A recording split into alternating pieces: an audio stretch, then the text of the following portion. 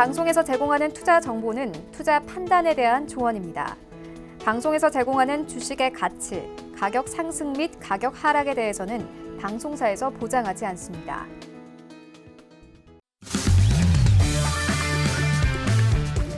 안녕하세요. 고수는 지금의 김상입니다. 전일 뉴욕 증시는 3대 지수 모두 1% 안팎으로 상승하며 마감했습니다. 중국과 독일 등 주요국들이 경기 부양 가능성 그리고 미 상무부가 화웨이 임시 면허 연장하면서 미중 무역 협상에 대한 진전 기대감에 증시가 힘을 받았습니다. 자, 그런데 오늘 뉴욕 증시는 소폭의 하락세 보이고 있습니다. 현재 기술 관련주들과 은행주들이 1에서 2%가량 하락하면서 증시 하락을 이끌고 있는 것으로 보입니다. 오늘도 자세한 시황 분석 그리고 선물 투자 전략 꼼꼼하게 짚어드리도록 하겠습니다. 이 시간 끝까지 고수는 지금과 함께해 주시기 바랍니다. 1시간 동안 저희가 알차게 많은 정보 드리고 있는데요. 그래도 궁금한 부분들이 생기실 것 같습니다. 추가적으로 궁금한 부분들은요. 이승원 마스터의 오픈 채팅방에 입장하시면 방송 시간 이외에도 다양한 정보들 많이 얻어가실 수가 있습니다. 오픈 채팅방에 어사 이승원 검색하시면 바로 입장하실 수가 있으니까요. 이 부분 많이들 활용해 보시면 좋겠습니다. 자, 그리고 고수는 지금은 유튜브로도 함께 하실 수 있습니다. 유튜브 검색창에 서울경제TV 검색하시면 바로 라이브 방송 보실 수가 있는데요. 고수는 지금은 채팅창 참여도 가능합니다. 채팅창에 방송 보시면서 궁금한 부분들 질문 남겨주시면 저희 마스터가 방송 중에 답변 도와드리도록 하겠습니다. 여러분의 많은 참여 기다리고 있겠습니다. 참고로 본 방송에서 제공하는 정보는 투자 판단에 대한 조언일 뿐 해당 상품의 가치와 수익률 보장하지 않는다는 점 기억해 주시고요. 고수는 지금은 자본시장통합법 준수하고 있습니다. 1대1 투자 상담과 유사수 신행위 그리고 무인가 영업행위 등 모든 불법 사항들 엄격하게 금지하고 있음을 알려드립니다. 네, 오늘 방송 이승원 마스터와 함께합니다.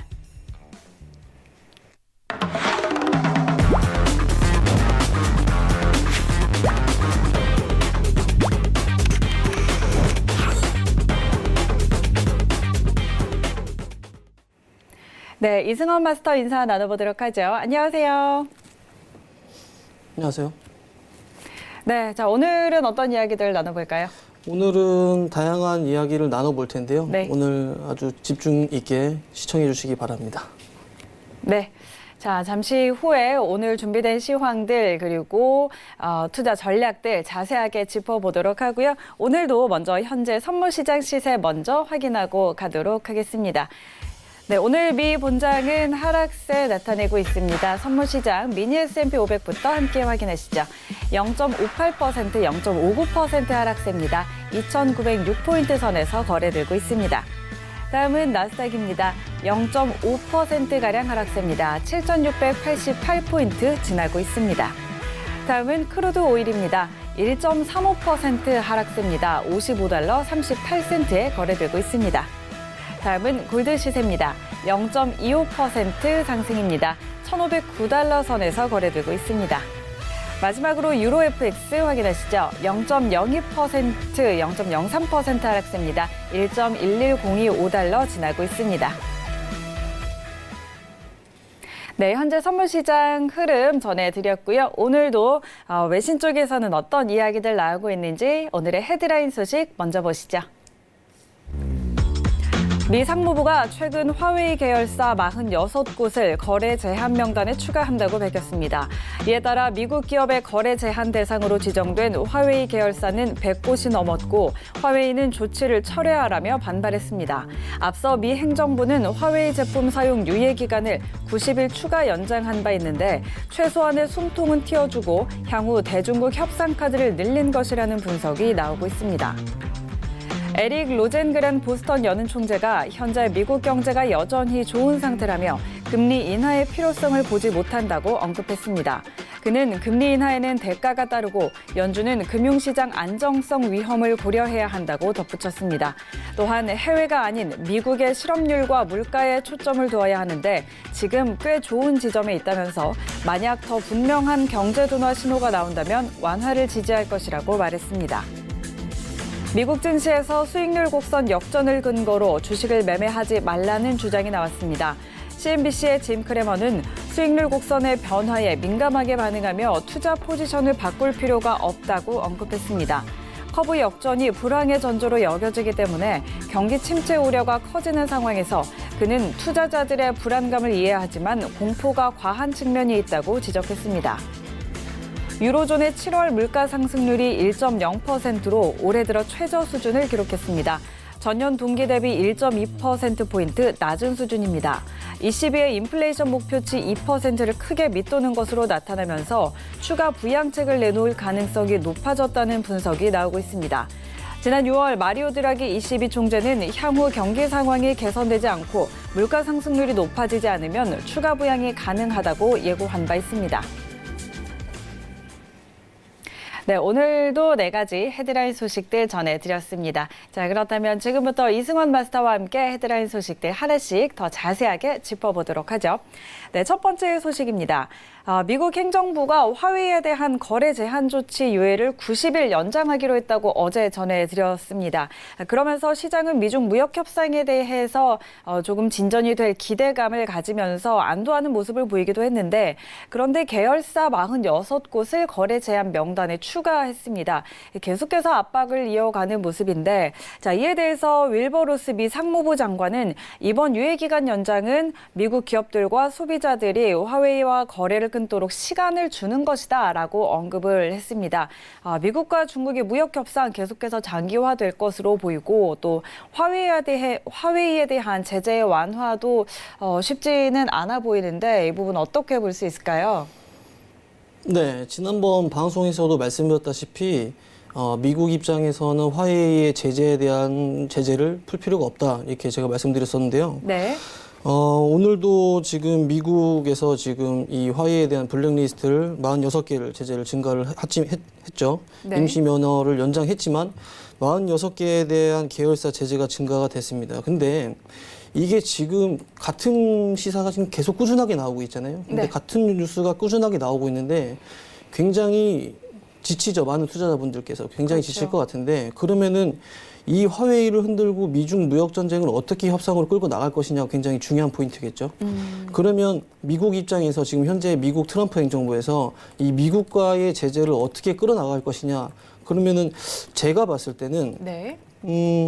미국은 사실은 이 중국과 이 무역 전쟁에서 협상을 끝낼 필요는 없다라고 저는 이렇게 보고 있습니다. 지금 지속적으로 말씀드리지만 그 미국 경기에 대한 기본적인 이 펀더멘털은 튼튼하기 때문에 미국이 협상을 맺지 않고 그냥 시간만 끌더라도 지금 현재 충분히 미국이 유리한 이득은 이득대로 취하면서 결국에 나중에는 유리한 쪽으로 뭐 협상을 좀 이끌어낼 수 있지 않느냐, 이렇게 생각을 하기 때문에. 그런데 그러면 협상의 끝은 어디냐, 이렇게 뭐 생각을 해본다면, 제가 생각하기로는 현재 이제 미국 정부에서 지금 그 미중 무역 전쟁에서 지금 카드로 하나 내놓고 지금 얘기하고 있는 부분이 무엇이냐면 지식재산권 보호거든요. 지식재산권 보호. 근데 사실은 이 지식재산권의 보호에 대한 카드는 그렇게 센 카드는 아니라고 생각을 해요. 제가 봤을 때는 이 금융시장의 개방을 요구하는 게 아닐까, 이렇게 생각을 하고 있는데, 금융시장의 개방을 요구를 하는 거를 중국은 절대 받아들이지 않을 거라고 생각을 하는데, 이렇게 계속 시간만 이끌어 나간다면 중국은 결국 이제 포기한 그림으로 나오지 않을까, 이렇게 생각도 하기도 합니다. 네. 그래서 사실은 이런 금융시장을 개방을 하고 자국 내로 이제 뭐 다른 이제 외국 자본이 많이 들어오거나 외국 기업들이 많이 들어오면, 현재 우리나라도 이제 뼈아픈 과거에 이제 일제 그 식민지를 당하고 나서 지금 현재도 탈일본을 하자고 굉장히 큰 이슈로 지금 현재 화두가 되고 있는데요. 네. 내수 소비가 살아나는데도 불구하고 내수 경제가 그렇게 좋지는 않아요, 사실은. 이게 어떤 얘기냐면, 현재 지금 저희 나라 경제 구조가 예를 들어서 호텔 뭐 그냥 한 마을이라고 볼게요. 우리나라 구조를 한 마을인데 호텔 하나 있고, 예를 들어서 뭐 인테리어 집 하나 있고 치킨집 하나 있는 그런 영세한 그런 기업들이 한 3개가 있는 우리나라가 그런 구조로 돼 있다고 한번 얘기를 한번 해볼게요. 네. 근데 일본에서 우리나라에 놀러 온대요. 우리나라 놀러 오려고 호텔에다 예약을 한 거죠. 호텔을 예약하면서 예를 들어서 10만 원이라는 돈을 냈습니다. 10만 원 돈을 냈으니까 저희는 장사가 안 됐었을 때 10만 원이라는 돈이 들어오니까 호텔업자는 기분이 좋겠죠. 그래서 손님을 잘 받자고 하는 차원에서 인테리어 가게를 가서 인테리어를 했어요. 돈을 내고. 그러면 인테리어 업자도 돈을 벌었으니까 오랜만에 저녁에 가족들이랑 외식하게 치킨집을 갔어요. 그렇죠? 네. 그래서 치킨집에 갔는데 그 치킨집도 매출이 늘어나니까 기분이 좋아서 오늘 뭐 이번 주 주말에는 가족들과 호텔에 가서 놀아야겠다 해서 호텔에 가서 다시 돈 썼어요. 그러면 내수 소비는 다 돌아갔죠. 네네. 근데 지금 우리나라 경제가 지금까지 어떻게 됐었냐면 이 일본이라는 나라가 이 호텔에서 예약을 취소하면서 환불을 받아간 거죠. 그러니까 이런 식으로 계속 구조가 이제 돌아가면서 내수는 살지만 내수 경제는 살지 실물 경제는 살지 않는 구조가 됐었어요. 그러면서 우리가 이제 뭐 중소기업을 이제 강국화 시키면서 내수 소비를 살리자는 이런 얘기들을 계속 나오기도 하는데 사실은 이 중국의 금융시장을 개방한다면 중국도 어떻게 보면은 이런 길을 피해가지 못한다고 저는 보고 있거든요. 그렇기 때문에 중국도 완강하게 거부를 하고 있는 거고 금융시장의 개방에 대한 거를 받아들이지 못하는 것 같기도 합니다. 그래서 지금 미국의 입장에서는 사실은 시간을 끌면서 트럼프의 재선 문제도 있지만 네, 트럼프의 네. 재선 문제도 있지만 중국과의 협상을 이렇게 그냥 풀기에는 아직까지 완벽하게 자기네들의 어떤 이득을 취하지 못했다라고 생각이 들어서 제재 완화에 대한 조건은 없을 것이다 이렇게 보고 있습니다. 네. 그렇다면 결국 가장 최종적으로 요구를 하는 부분은 중국의 금융시장 개방일 것이다라고 보고 계신 거죠. 네, 그렇습니다. 그리고 중국은 지금으로서는 좀 받아들이지 않고 있지만 결국에는 좀 개방을 하게 될 거라고 보시는 네. 건가요? 저는 그렇게 예상을 하고 있습니다. 네, 알겠습니다. 자, 정리를 해보자면 미국 입장에서는 현재 화웨이 완화 제재를 화웨이 제재를 완화를 할 필요가 없다고 보고 있는데, 자, 앞으로 미중 무역 협상을 어떻게 끌고 나가느냐가 우리가 지켜봐야 할 중요한 포인트일 것 같습니다. 미국 경기의 펀더멘털이 워낙에 튼튼하기 때문에 계속해서 이 미중 무역 분쟁을 좀 끌고 나가다가 충분히 이득을 취하고 그럼에도 나중에 충분히 유리한 결과를 이끌어낼 수 있다고 보고 계시는데요. 자, 그 협상의 끝은 아마도 중국의 금융시장 개방에 있을 것이다. 이런 의견 정리해 주셨습니다. 이 부분도 참고해 보시면 좋을 것 같습니다. 자, 두 번째 헤드라인 소식으로 넘어가 보도록 하죠. 네, 보스턴 연은 총재가 금리 인하의 필요성을 보지 못한다고 언급을 했습니다. 현재 미국 경제가 여전히 좋은 상태라면서 미국의 실업률과 물가가 좋은 지점에 있다라고 주장을 했는데요. 그런데 트럼프 대통령은 또 1%포인트의 금리 인하와 양적 완화 를 연준을 또 압박을 하고 있는 상태죠. 22일부터 시작되는 잭슨홀 미팅에서 제롬 파월 연준 의장이 여기에 대해서 어떤 힌트를 줄지 그리고 연준이 추가 금리 인하를 단행할지 시장이 많이 관심을 가지고 있는데요. 자, 이 부분은 어떻게 볼 수 있을까요? 네, 보스턴 연은 총재가 지금 얘기했듯이 네. 미국 경제에 대한 펀더멘탈이 튼튼하다는 어떤 반증을 하고 있는 거거든요, 사실. 그렇기 때문에 금리를 인하할 필요가 없다라는 식으로 지금 발표를 했는데요. 맞습니다. 사실은 맞아요. 네. 이 부분이 맞다라고 저는 얘기를 하고 그리고 금리를 인하를 단행을 해야 된다는 것도 사실이라고 저는 믿고 있습니다. 그런데 지금 연준이라는 기관 자체는 독립성을 띄워야 되잖아요. 네. 독립성을 띄워야 되기 때문에 미국 대통령이 트럼프가 금리를 인하하라고 압박을 해서 금리를 인하하는 것도 사실은 웃기는 상황이에요. 그렇죠. 예, 그렇기 때문에 독립성을 최대한 지키면서 그리고 또 과거에 보면은 2001년에 9.11 테러가 있고 경기가 이제 침체가 올 것이다라고 이제 판단한 미국에서 연준에서 금리를 빠르게 다운시켰던 적이 있어요. 금리를 빠르게 다운시켰는데 경기는 실질적으로 그렇게 침체가 되지 않고 바로 살아났던 적이 있었습니다.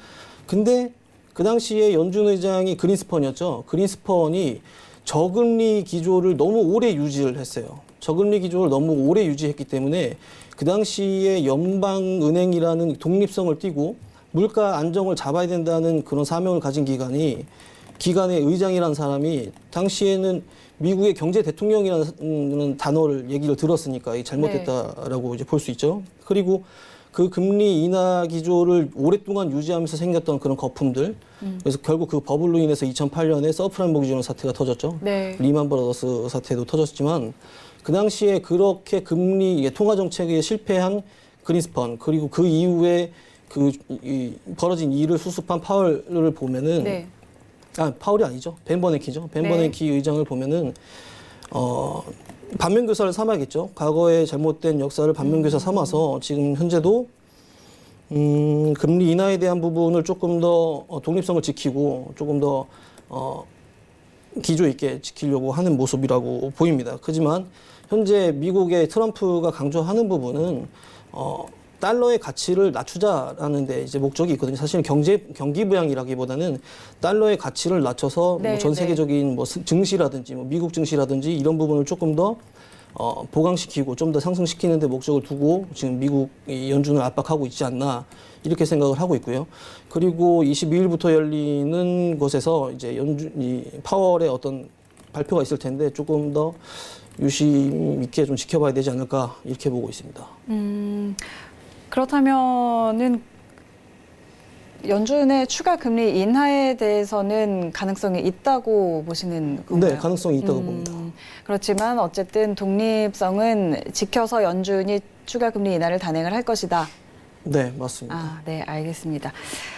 자, 정리를 좀 해보자면 연준은 독립성을 좀 띄어야 하는 기관이기 때문에 그런데 트럼프 대통령의 압박에 금리를 인하를 단행하는 것도 좀 문제가 있다고 보고 그리고 과거의 사례에서 비춰봤을 때 그린스펀 연준 의장이었죠. 저금리 기조를 너무 오랫동안 유지를 하면서 통화 정책을 실패를 한 그런 전례가 있는데 이런 것들을 좀 본보기로 삼아서 독립성을 지키려고 하는 부분이 있는 것 같다라고 이야기를 해주셨습니다.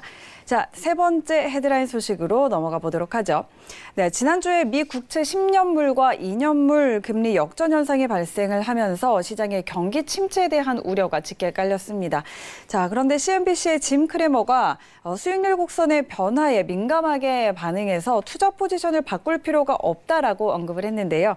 이 장단기 국채 금리 역전에 따른 공포가 조금 과한 측면이 있다라는 이야기입니다. 자, 이 부분은 어떻게 볼 수 있을까요? 네, 커브 역전이 지금 됐죠. 네. 2년 만기물 죄송합니다. 2년 만기물 채권 금리와 이 10년 만기물 채권 금리의 스프레드 차이가 역전이 되면서 네. 리세션이 이제 나올 것이다 이렇게 지금 지난주부터 계속 채권 시장에서 얘기가 나오고 있죠. 네. 그런데 지금 커브 역전을 근거로 무조건적인 리세션이 나올 것이다라고 판단하는 거는 조금 이르지 않나 이렇게 생각을 하고 있습니다. 왜냐하면 항상 커브 역전이 나온다고 해서 경기 침체가 온 것은 아니기 때문에 네. 그리고 사실은 지금 유럽이나 아르헨티나 같은 지금 뭐 신흥국 국가들의 경기가 불안할지는 몰라도 네. 미국 중심의 세계적인 지금 경제를 이끌어 나가고 있기 때문에 현재 미국 경제가 펀더멘탈이 튼튼하고 있고 그렇기 때문에 네. 제가 봤을 때는 짐 크레머가 발언했던 내용과 마찬가지로 지금 네. 뭐 커드 역전이 나왔다고 한들 지금 주식의 포지션이라든지 뭐 선물의 포지션을 급격하게 바꾸는 것은 조금 이르지 않나 이렇게 지금 저는 보고 있습니다. 그렇다면 별로 그 경기 침체에 대한 우려를 이렇게 과하게 하지 않아도 된다라고 보시는 건가요? 굳이 경기 침체가 오지 않을 것이라고 단정 짓는 건 아니지만 지금 유럽이나 각종 지표들을 보면은 경기 침체에 대한 우려를 할 수 있을 만큼 뭐 좋지 않은 조건들에 보이거든요, 사실은. 네, 네. 그렇기 때문에 사실은 그런 침체에 대한 압박감이 올 수밖에 없어요.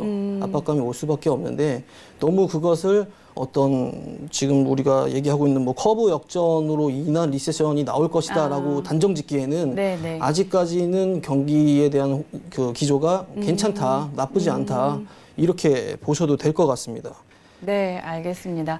자, 지금 뭐 유럽이나 신흥국의 경기는 뭐 지표상으로 봐서 조금 불안정한 상태이기는 한데 그렇다고 이 미 국채 10년물과 2년물의 금리 역전 현상만 가지고 경기 침체를 과하게 우려하는 거는 좀 과하다 이런 의견에는 동의를 하는 것 같습니다.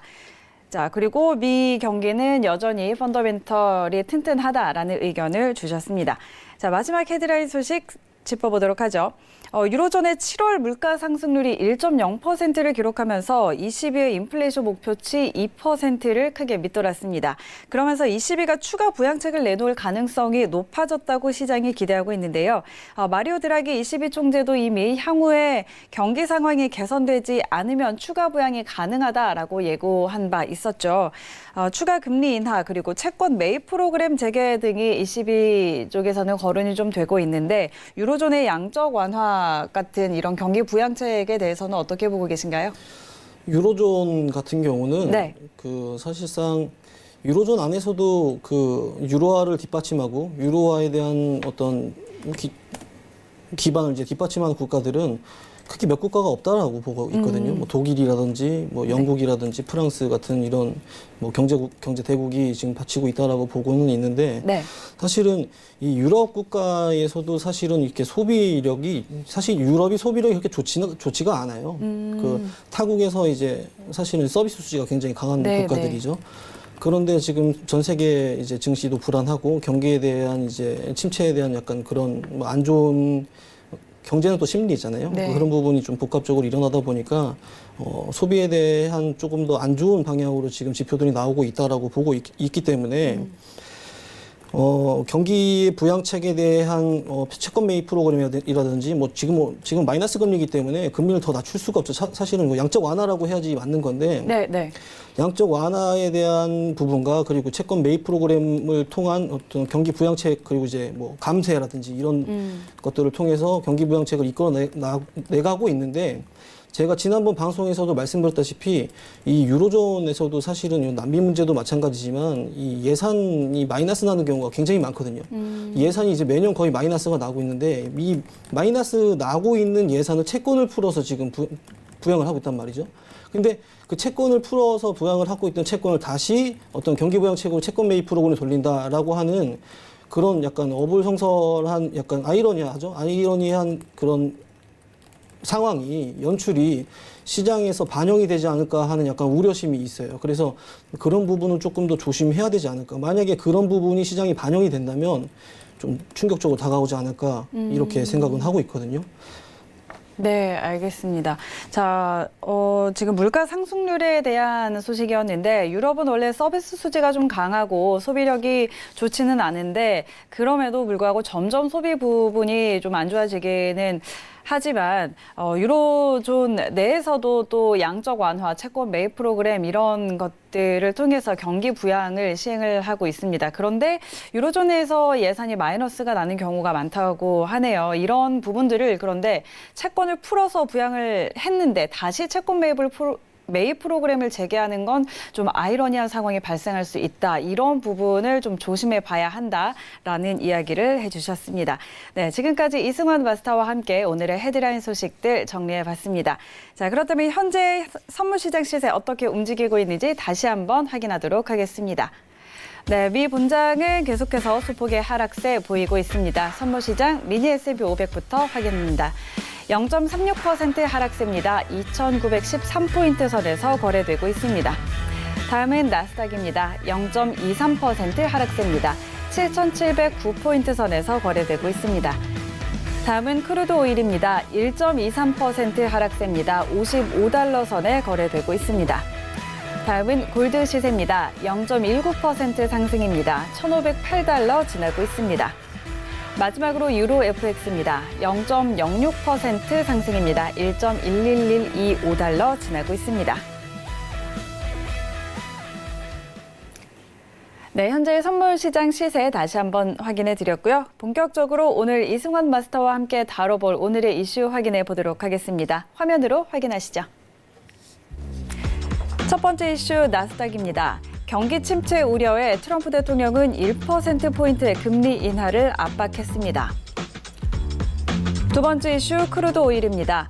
예멘 반군의 사우디 석유 시설 공격에 중동 긴장감 높아지고 있습니다. 세 번째 이슈 골드입니다. 중국과 독일 등 주요국들의 경기 부양책에 대한 기대감에 금값 약세 보였습니다. 네, 오늘도 세 가지 이슈 준비되어 있습니다. 첫 번째 이슈 나스닥부터 함께 살펴보도록 하죠. 네, 경기 침체 우려가 지지도 하락으로 이어질 조짐이 보이자 트럼프 대통령이 잭슨홀 미팅을 앞두고서 연준을 향해서 최소 1%포인트의 금리 인하 그리고 양적 완화를 하라고 요구를 했는데요. 자, 전일 나스닥이 이런 발언에 의해서 약간은 힘을 받는 모습이었습니다. 현재 구간에서는 어떻게 대응해 봐야 할지 오늘은 조금 하락세를 보이고 있는데요. 이승환 마스터의 업앤다운 의견 들어보도록 하죠. 업앤다운 들어봅니다. 하나, 둘, 셋. 네, 오늘 나스닥은 관망 의견 주셨네요. 오늘 나스닥은 어떤 전략으로 관망하는 게 좋을까요? 네, 지금 트럼프가 연준에 지금 1%포인트 이상의 금리 인하를 요구를 하고 있고, 금리 인하에 대한 어떤 이제 금리 인하에 대한 기대감으로 네. 상승 출발을 하는 것처럼 보였지만 지금 살짝 이제 하락으로 지금 유지가 되고 있는 모습인데요. 네. 일단은 내일 모레 이제 파월의 어떤 발표가 일어날지 모르는 상태인 만큼 조금 관망세로 좀 봐야 되지 않을까 이렇게 보고 있습니다. 만약에 오늘 매매를 임하신다면 지금 현재 7,705점 7,706포인트 6.00포인트에서 지금 현재 횡보를 하고 있는데 네.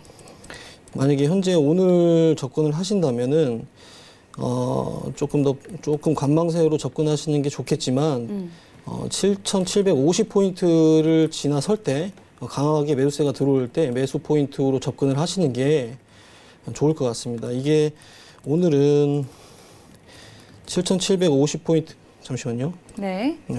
7,750포인트에서 매수 포지션을 잡았을 때 네. 단기적으로 저항선을 7,800포인트 7,800포인트까지 잡고 매수 포지션으로 유지하시는 게 좋지 네. 않을까. 그리고 금리 인하에 대한 기대에 대한 그런 약간 부응이 실제적으로 일어날 가능성이 높기 때문에 현재 지금 이제 다소 부진한 모습을 보이고 있지만 매매 임하신다면 저는 매수를 추천드리고 싶습니다. 현재. 네. 자, 일단 현재 구간에서 오늘 상황에서 나스닥은 관망 의견을 주셨는데, 자, 이제 앞으로 그 잭슨홀 미팅에서 파월 의장이 어떤 언급을 할지 아직 모르니까 그때까지는 조금 오늘은 관망을 하자라고 이야기를 했는데, 자, 현재 구간에서 만약에 7,750포인트 지난다면 매수 포인트로 좀 접근해 볼 수 있다라고 정리할 수 있을 것 같습니다. 저항선 7,800포인트까지 잡고, 그리고 추후에 금리 인하 가능성이 조금 높아 보이기 때문에 그렇다면 매수를 보는 게 좋겠지만 일단 오늘은 관망 의견을 주셨으니까요. 이 부분 참고해 보시기 바랍니다. 자, 두 번째 이슈 크루드 오일 짚어보도록 하죠. 네, 지난 주말 사이에 예멘 반군이 사우디 석유 시설에 드론 공격을 가하면서 원유 공급을 위협을 했습니다. 전일 국제유가 2% 넘는 강세 보였는데요. 자, 현재 구간에서 크루드 오일은 어떻게 접근해 봐야 할지 이승원 마스터의 의견 들어보도록 하죠. 업앤다운 들어봅니다. 하나, 둘, 셋. 네, 오늘 크루드 오일도 관망 들어주셨네요. 크루드 오일은 어떤 전략으로 보고 계신가요? 네, 지금 오일과 나스닥 증시가 비슷한 모습으로 흘러가고 있죠. 나스닥 네. 증시가 올라가면 수요 기대에 대한 이제 기대감으로 이제 그 크루드 오일도 올라가는 모습을 보이고 있고, 나스닥이 하락하면은 또 이제 반대적으로 크루드 오일도 지금 하락하는 모습을 보이고 있는데요. 네. 지난번 방송에서도 말씀드렸다시피 미국이 이제 그 오일 값을 이제 조율할 수 있는 힘을 가지게 되면서 50불에서 60불 사이를 유지를 할 것이다 이렇게 말씀을 드렸는데, 지금 저는 단기적으로 57불까지는 올라갈 것이다. 가격 부담이 한 57불 정도부터는 가격 부담이 있을 것이다 이렇게 판단을 하고 57불까지는 매수세로 유지를 하셔라 이렇게 네. 말씀드렸는데 조금 가격적인 부담이 있었는지 지금 약간 하락하고 있는 모습을 보이고 있습니다. 하지만 금리 인하에 대한 부양책, 그리고 이제 금리에 대한 발표, 파월 의장에 대한 어떤 발표에 대한 기대감이 있기 때문에 나스닥 증시도 제가 오늘은 관망을 해야 되지만 만약에 매매를 임하신다면은 매수 포인트를 드렸다시피 네.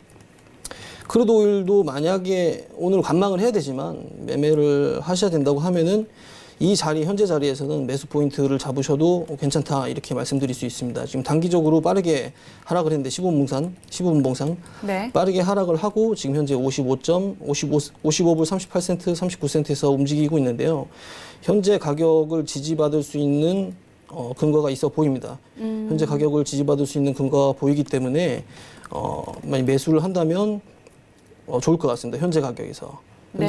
매수를 하시고 57불까지는 매수를 유지하셔도 괜찮을 것 같다는 의견을 드릴 수 있을 것 같습니다. 네. 자, 일단 오늘은 나스닥과 비슷하게 흘러가고 있기 때문에 관망 의견을 주셨는데 만약에 매매를 한다면 현재 자리에서 지금 지지 근거가 좀 보이기 때문에 55.38선에서 움직이고 있는데 지금 현재 자리에서 매수 포인트 잡아도 된다라고 정리를 해볼 수 있겠습니다.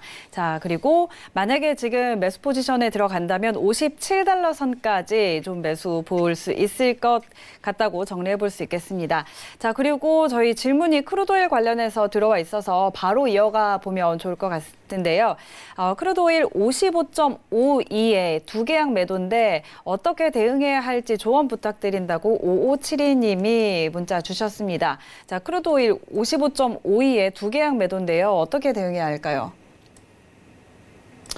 오늘은 네. 제가 방금 말씀드렸다시피 매매 임한다면은 매수 네. 포지션으로 바꾸시는 게 좋지 않을까 이렇게 보고 있습니다. 그 유가가 지금 하락해야 되는 사실 그 이유는 별로 없어요, 지금 시장에. 네. 그렇기 때문에 유가가 점진적으로 상승할 것이다라고 제가 지속적으로 말씀드린 것처럼 네. 현재 자리에서 지지를 받고 상승할 가능성이 굉장히 높기 때문에 매수 포인트로 바꾸셔야 되는 게 아닌가 이렇게 말씀드리고 싶습니다. 그러면 현재 지금 두 계약 매도는 청산하고 다시 매수로 진입을 해야 네, 될까요? 그러셔야 될 것 같아요. 알겠습니다. 자, 네, 답변이 됐을 것 같고요. 자, 이렇게 크루드 오일 한번 정리를 해보고 세 번째 이슈 골드로 넘어가 보도록 하죠. 네, 중국이 지난 주말에 경기 부양 조치로 금리 개혁안을 발표를 했고요. 또 독일 역시 재정적 측면에서 경기 부양을 준비 중이라는 소식이 전해졌습니다. 자, 이러면서 전일 금값 1% 넘는 약세를 보였는데, 자, 오늘은 현재 상황에서 골드 어떤 전략 가져가야 할지 이승환 마스터의 대응 전략 들어보도록 하겠습니다. 업앤다운 들어보도록 하죠. 하나, 둘, 셋. 네, 골드는 매수 의견 주셨습니다. 골드는 어떻게 보고 계신가요? 네, 골드는 매수 포지션이라고 제가 말씀드렸는데요.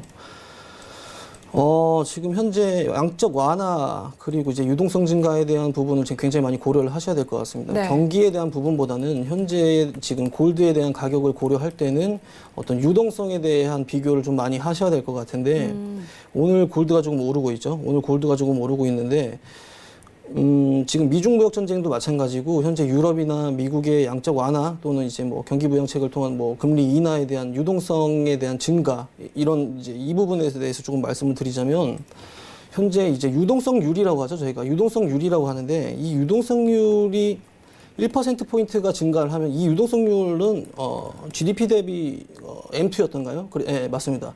이 유동성률이라는 건 그 GDP 대비 M2라는 건데 사실은 이 유동성률이 1%포인트가 오르면 금값은 약 1.6%가 오르는 것으로 지금 이제 통계가 되고 있는데 현재 유럽이라든지 미국에서 양적 완화 그리고 금리 인하를 통한 유동성을 풀겠다라고 발표를 한다는 것은 금값이 올라야 된다는 모멘텀을 그냥 시장에다 던진 것밖에 안 되거든요. 그렇기 때문에 골드는 점진적으로 계속 가격이 올라갈 수밖에 없다. 제가 이렇게 말씀드릴 수 있고요. 네. 일봉상 오늘 지금 상승을 하고 있죠. 상승을 하고 있고 지난번 제가 방송에서 이제 골드 가격을 말씀드렸을 때 단기 저점을 1,505.5를 포인트를 잡고 그다음에 제가 매수 포인트를 잡아라 이렇게 그때 말씀드렸었는데 네. 지금 현재 차트를 보시면은 1,505.0 포인트를 기준을 이제 바닥을 잡고 이제 상승하는 모습을 보이고 있습니다. 네. 그래서 현재 매수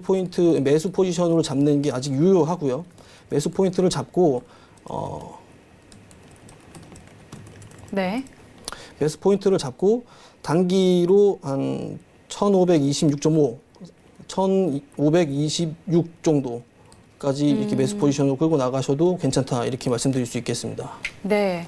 자, 골드 부분은 양적 완화 그리고 유동성 증가 부분을 고려를 해보는 게 좋겠다라고 의견을 주셨는데, 자, 미국이 양적 완화로 금리 인하 이런 양적 완화로 유동성을 풀겠다고 하는 것은 금값이 오르는 모멘텀이 될 수밖에 없다라고 볼 수 있을 것 같습니다.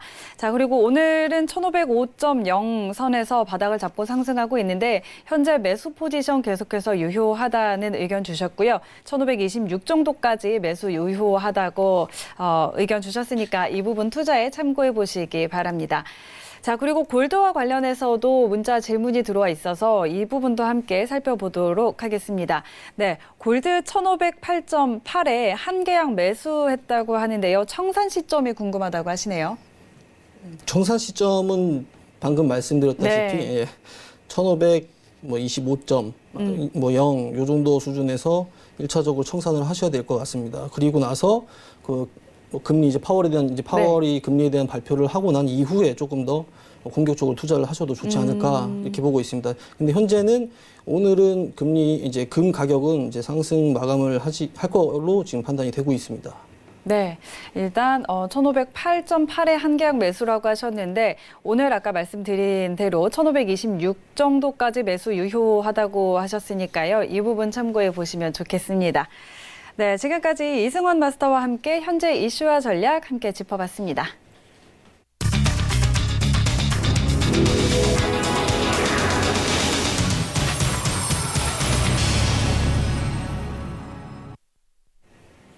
네, 현재 시각 11시 35분 지나고 있습니다. 자, 현재 시세, 선물시장 시세 어떻게 움직이고 있는지 다시 한번 확인하고 가도록 하겠습니다. 미 본장은 계속해서 마이너스권에서 움직이고 있고요. 선물시장 시세도 함께 확인하시죠. 미니 S&P 500입니다. 0.44% 하락세입니다. 2,910.75포인트 지나고 있습니다. 다음은 나스닥입니다. 0.36% 하락세입니다. 7,700포인트 지나고 있습니다. 다음은 크루드 오일입니다. 1.60% 하락세입니다. 55달러 24센트에 거래되고 있습니다. 다음은 골드입니다. 0.11% 상승입니다. 1,507달러 선에 거래되고 있습니다. 마지막으로 유로 FX 확인하시죠. 0.05% 하락세입니다. 1.11010달러 지나고 있습니다. 네, 현재 선물 시장 흐름 다시 한번 확인하고 돌아왔습니다. 자, 저희 유튜브 통해서 질문이 들어와서 이 질문 한번 또 같이 살펴보도록 하겠습니다. 오일에 대해서 궁금하다고 하셨는데 지난번 방송에서 이 트럼프 행정부가 오일 값을 잡을 수 있다고 이승원 마스터가 이야기를 하셨어요. 네. 그런데 왜 트럼프 행정부는 오일 값을 잡으려고 하고 또 왜 70에서 80달러까지 올라가면 안 되는지 그 이유가 궁금하다고 유튜브 시청자 나그네님께서 질문을 주셨거든요. 네. 오일값이 70불이든지 뭐 80불을 넘어서면 안 된다라는 거는 그건 누가 얘기했죠? 그런 근거는 없고요, 사실. 트럼프 행정부에서 이 오일값을 잡을 수 있다라고 했었던 거는 네. 사실은 과거에 어떤 중동의 이제 오일 가격에 대한 어떤 이제 뭐 전쟁을 통해서 조금 이제 접근을 했다면 지금은 네네. 이제 셰일 오일을 직접 생산해서 이제 수출을 하는 국가이기 때문에 그렇죠. 어떤 가격적인 부분을 조율할 수 있는 어떤 힘을 얻었다 이렇게 볼 수 있는 거고요. 그런데 이제 오일값을 왜 유지를 하려고 하느냐? 그거는 이제 셰일 오일의 코스트 단가예요. 코스트 단가. 생산 코스트 단가가 50불에서 60불이 유지되어야지만 자국의 어떤 석유 산업도 먹고 살 수 있다 이렇게 보기 때문에 그런 이제 유가를 고정해야 되는 부분도 있지만 사실 지금 같은 경우는 금리를 인하를 하고 양적 완화를 하고 각종 세금을 절세를 하면서 경기 부양책을 이뤄내야 되는 만큼 유가도 굉장히 중요해. 사실은 유가가 너무 많이 오르면 물가가 너무 많이 상승하게 됩니다. 그렇기 때문에 물가가 너무 많이 오르면 저금리를 유지를 하지 못하겠죠. 또는 물가가 너무 많이 올랐을 때 저금리를 유지한다면 거품이 생기겠죠, 시장에. 그렇기 네. 때문에 유가를 잡아야 되는 이유가 거기에 있겠죠. 그리고 과거를 조금 더 이제 과거를 좀 비춰서 보면은 2001년에 9.11 테러가 있었어요. 그리고 9.11 테러가 있었고 9.11 테러가 있고 이 다음에 2001년도에 뭐가 있었죠? 아프간 전쟁 이후 이란 전쟁, 이제 이라크 전쟁이 있었죠. 그러면서 중동에서 석유의 공급이 차질이 생기자 어떻게 됐어요? 2001년도 때 국제 오일이 배럴당 한 20불 정도였었어요. 배럴당 20불이었던 게 2008년, 2012년 때 140불까지 올라갔었던 적이 있었습니다. 그 당시에 네. 제가 아까 방송 중에 말씀드렸던 그린스펀 연준 회장. 네. 예, 그 당시 연준 회장이 그린스펀이 그렇게 고물가가 뛰고 있는데도 저금리 기조를 유지를 했다고 했었죠. 저금리 기조를 유지를 하고 그랬기 때문에 이 거품이 많이 생겼다라고 말씀드릴 수 있어요. 저금리를 유지했는데 그 당시에 경기는 굉장히 좋았어요. 경기는 굉장히 좋았기 때문에 경제 대통령이라는 칭호를 받았기 때문에 네. 그리고 물가 그 당시에 유가는 올랐어도 괜찮았어요. 사실 유가가 올라가면서 저희 나라가 차라리 혜택을 많이 봤던 것 같아요. 금융위기도 극복할 수 있었던 그런 근거도 사실은 오일 가격이 많이 올라가면서 저희 나라는 조선이 최강이었잖아요. 그렇죠. 네, 그러면서 그 당시에 현대중공업이라든지 뭐 현대미포조선, 삼성중공업, XTS조선 같은 이 회사들이 굉장히 크게 성장할 수 있었던 근거가 사실은 오일 값에 있었습니다. 네. 그리고 뭐 포스코도 있었죠. 배를 만드는 데는 사실 철을 빼놓고 말씀드릴 수는 없잖아요.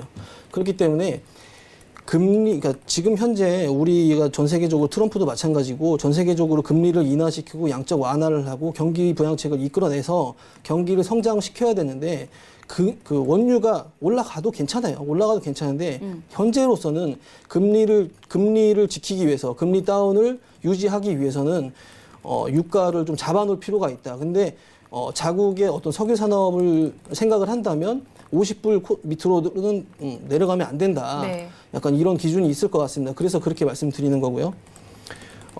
오일값이 무조건 올라가는 게 나쁜 건 아닙니다, 사실은. 예. 근데 좀 어느 정도 수준을 유지를 하는 게 굉장히 좋겠죠. 그렇게 저는 보고 있습니다. 네, 네. 그래서 그때 지난 방송 때 뭐 너무 낮게도 아니고 너무 올라가지도 않게 적정선에서 유지를 하려고 할 것이다라고 이야기를 하셨던 기억이 좀 나요. 네, 맞습니다. 네, 네. 자, 이렇게 오일에 대한 부분, 질문 주신 부분까지 한번 답변을 해드렸고요. 자, 또 문자 질문이 들어와 있습니다. 이번엔 미니 S&P 500에 대한 질문인데요. 미니 S&P 500 2,908.00에 두 계약 매수 보유 중이라고 하시네요. 매매 전략 부탁드린다고 질문 주셨는데 미니 S&P 500도 한번 같이 볼까요? 네, 현재 어디에 어떤 포지션으로 네, 들어가시나요? 2,908.00에 두 계약 매수입니다. 2,908.00에 두 네. 계약 매수.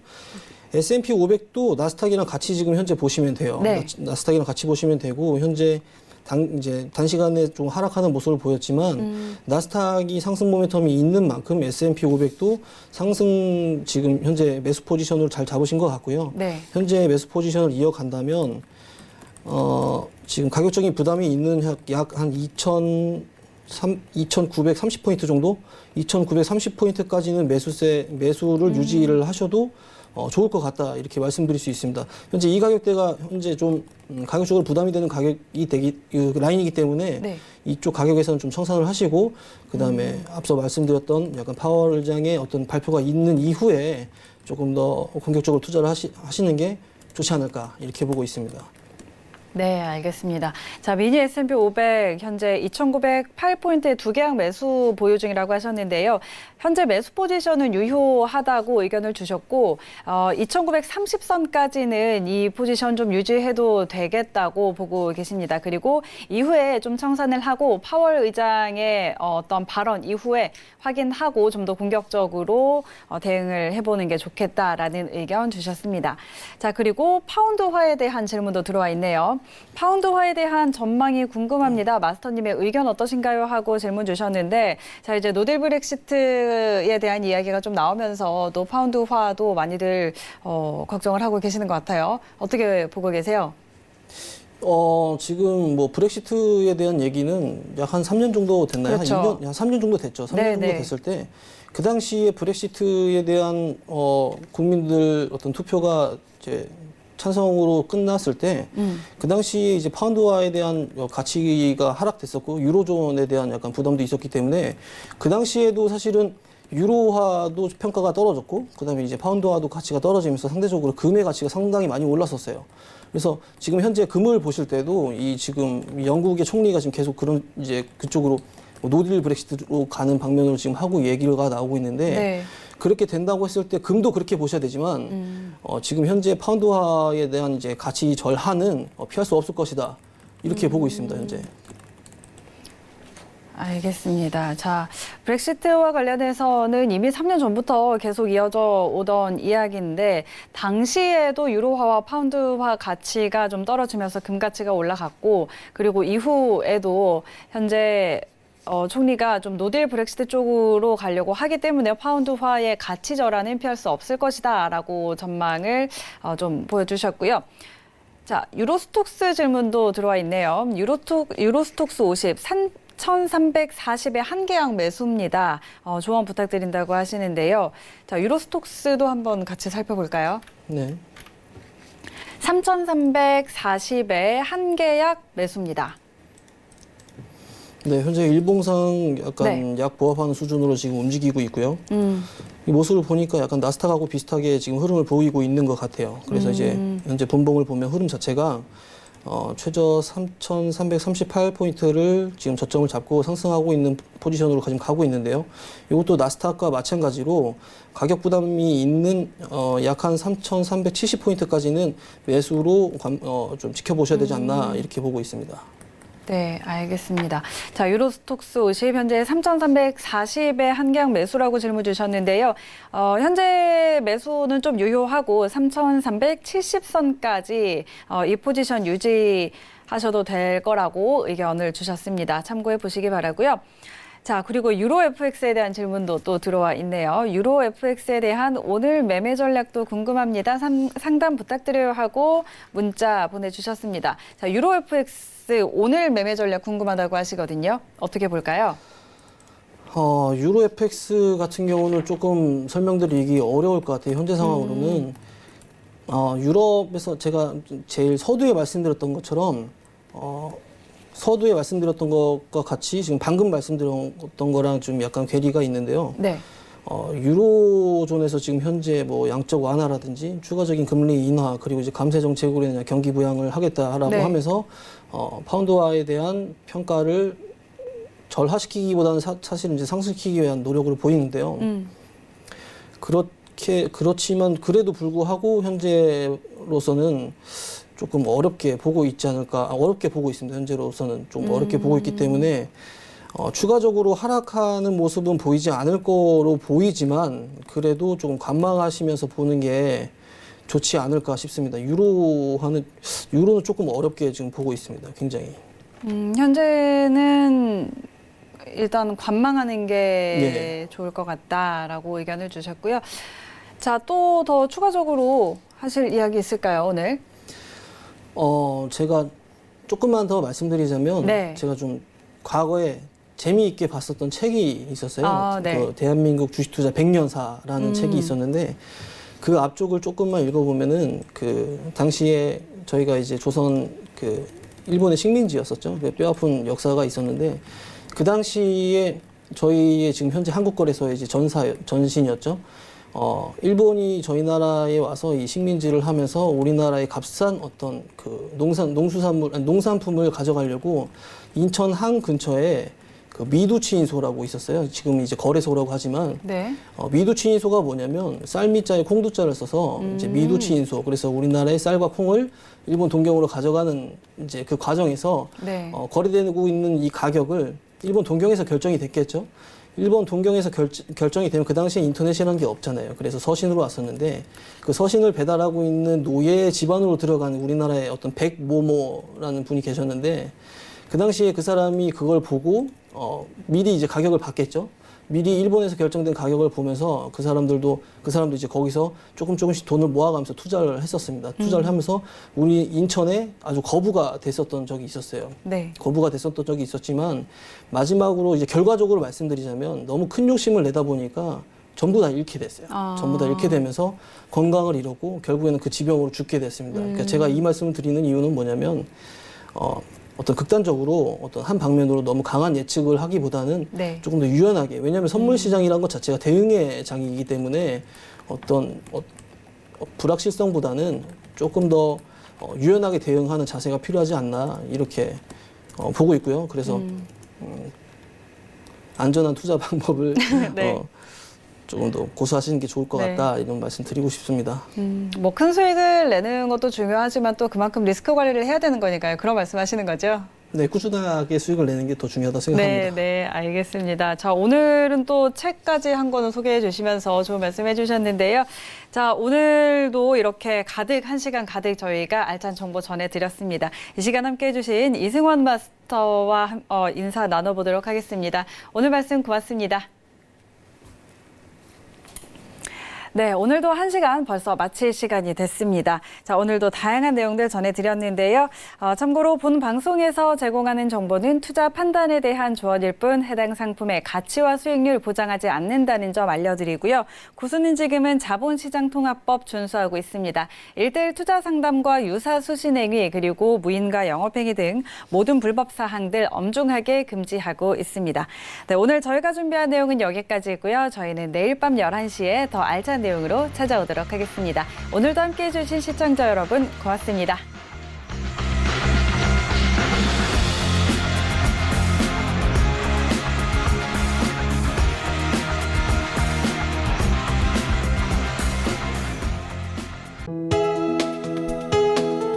본 방송에서 제공하는 투자 정보는 투자 판단에 대한 조언입니다. 방송에서 제공하는 주식의 가치, 가격 상승 및 가격 하락에 대해서는 방송사에서 보장하지 않습니다.